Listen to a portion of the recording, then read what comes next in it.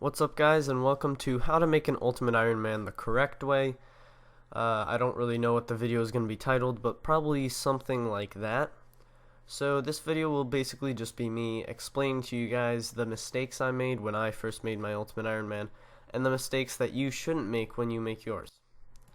So I'll be talking about a lot of different things, mostly strategy to how to plan things out, how to make the most of your inventory, and just overall how to start correctly and not fuck up like I did. So enjoy the video. Alright, so the first thing I want to get into is quests, and this is probably the most important thing that I personally screwed up on. So as an Ultimate Ironman, you obviously can't go to Intrana if you have well, actually, as all accounts, you can't go to Intrana if you have combat items on you. So going to Intrana on an Ultimate Ironman is extra difficult. So these are the quests that all require Intrana. I decided to put them all together, and I specifically forgot to do Enlightened Journey. That's the Intrana quest that I didn't know about, and it is a bitch quest if you do it late game. So that's the one I forgot about, so don't forget about it yourself. And also the Falador Easy Diaries also require you to go on Intrana. And just basically what you could do to plan ahead is get the requirements for these quests and make sure you take care of them as soon as possible. So Recruitment Drive would probably be like an absolute necessity, because that would change your spawn to Falador, which would allow you to do suiciding with the looting bags. So I'll explain that later, or I can just link a video in the description. I don't know if I end up doing that because it's pretty easy to explain. But let's go to the next, I don't know, slide or something. So let's get into the next thing that I fucked up on big time, and that's establishing a money-making method. I took forever to establish like a solid, reliable money-making method on my Ultimate, and I think that set me back really far because I always struggled with cash. I always put things off because I didn't have the cash. I couldn't buy runes, and I couldn't teleport around. I had to walk everywhere because I couldn't buy law runes and stuff like that. And it's way, way harder for Ultimate Ironman to make money, as regular Ironmen can just, collect Slayer drops and eventually alch those, and they can make battle staves in bulk, and there's a lot of ways that they can make money that we can't, so it's way harder for us to make money. So I think the first, or close to the first thing that you should do is establish a reliable money-making method to possibly rebuild and just set yourself up with possibilities and be able to just be efficient as possible, teleport around everywhere and get to places as fast as possible, and be able to buy better gear and stuff like that. So if enough people want this as well, I can make a video showing all the low-level money-making methods that I used before I got to like wyverns and stuff like that. That basically made me like consistent money. I can show a lot of methods that I used, and they are very, very original actually. They're not like hand chest or puro like you see here. I thought of them myself, and they actually worked out really well. So if enough people want that video, I guess I'll make it and show some money-making methods. Alright, now let's get into something that's extremely important to being successful in this mode, and that's making the most out of your inventory. Obtaining items that will set you up to the point where you have as much inventory space as possible. So I'll go into each one of these items in detail. The looting bag, probably the most important, actually definitely the most important. You get to hold 28 extra items in your looting bag, taking up one untradeable inventory slot in your inventory. The looting bag can be accessed in the wilderness. You can put stuff in it, but you will have to die to get stuff out of it.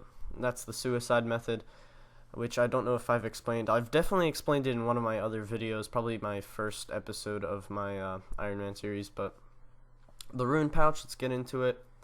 You need at least one tier 6 emblem from Bounty Hunter, and this rune pouch holds 3 types of runes up to 16,000 something, I think. And it is very, very important. This thing has helped me so much, and possibly my second favorite item after the looting bag. Definitely worth getting. Player-owned house, very, very important as well. The costume room requires 40 construction, and portals require 50 construction. I would mount a glory, that way you don't have to keep recharging yours. So the player-owned house, you can store some types of armor sets, specifically Void, and I think like Proselyte and stuff like that you can store in there. Very, very important. You can also store Graceful in there, which I will get into probably on like one of my last slides. I'll get into agility. But next, house teleports.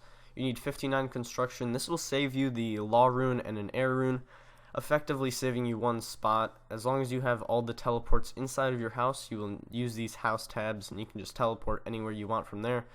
So you won't have to have specific runes in your inventory.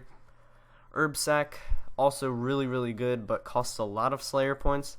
This is a really good way to grind herbs as an ultimate. You go to Aberrant Spectres with an herb sack and you just kill them. Get up all your herbs and then use them up. So I've heard this is good. I don't personally have one myself. Seed box, I've also heard this is really good. It holds 3 types of seed up to a max cash stack. I don't know why I said mashed potatoes. But I don't have one personally as well. 250 points from the Tithe farm. You need Hosidious Favor for that, which I can't be fucked getting. So Nightmare Zone Coffer, also very, very important. The Nightmare Zone Coffer allows you to store in intervals of 1,000 gold into it, and you basically just store your money. It's basically like a safety box where like you have that money when you need it, and that you don't lose it along with the rest of your stuff. If you do end up dying and losing everything, you have a backup. And the Nightmare Zone Coffer, I'm not sure how much it can hold, but I know it can hold a lot because I've put in over 1 mil in there. The Lava Battle Staff, probably the best staff next to the, what is it, like Steam Battle Staff or something like that. This thing lets you hold Earth Staves and Earth Runes and Fire Runes in an unlimited amount, so effectively saving you 2 inventory spaces. This is awesome to have as well. I have one of these. Definitely would recommend you to get this as well. So some people that have messaged me told me to make this part of my video. Gear.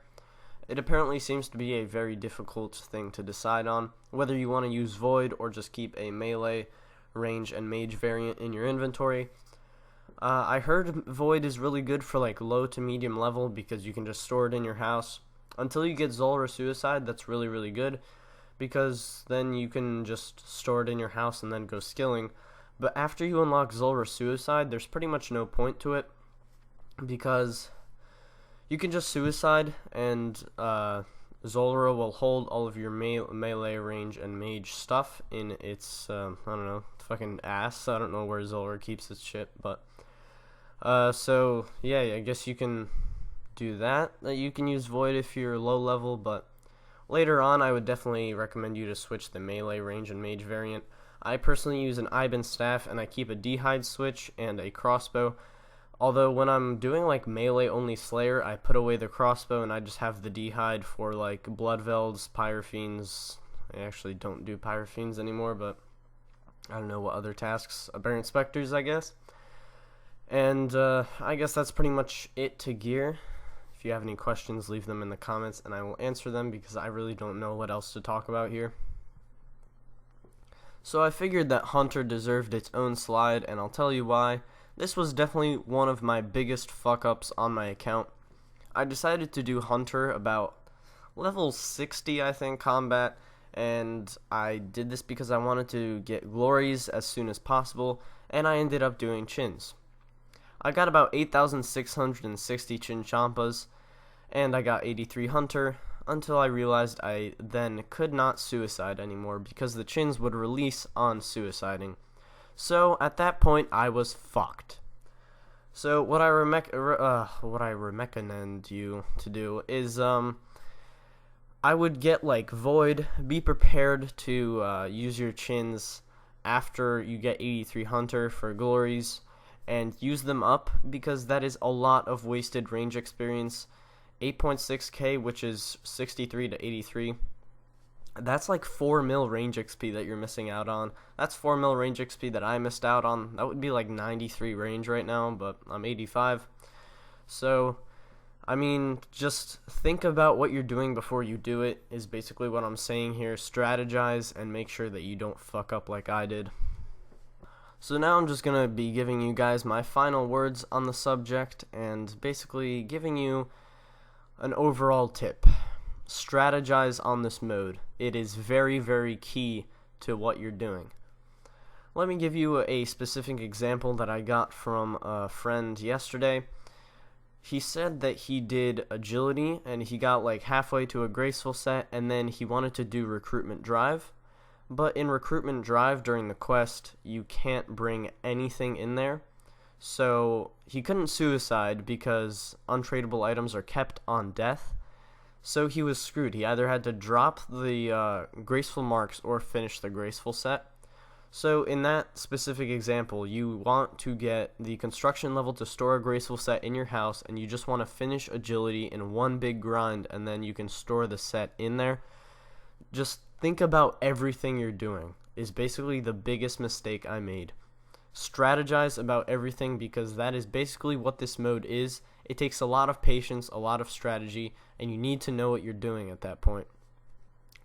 So I think that's just about it. If you guys have any questions at all, I will be trying my best to answer every single one of you. I mean, I don't know what else to say, man. That's all I've got. If you liked the video, this took me a while to put together. Please leave a like, and if you like my content, subscribe. And I will see you guys in my next video, whenever that is. I might be making the money guide thing. Excuse me. I might be showing you guys a few methods on how to make low-level Ultimate Ironman money, if enough people want that. And I will see you guys in the next video. Peace.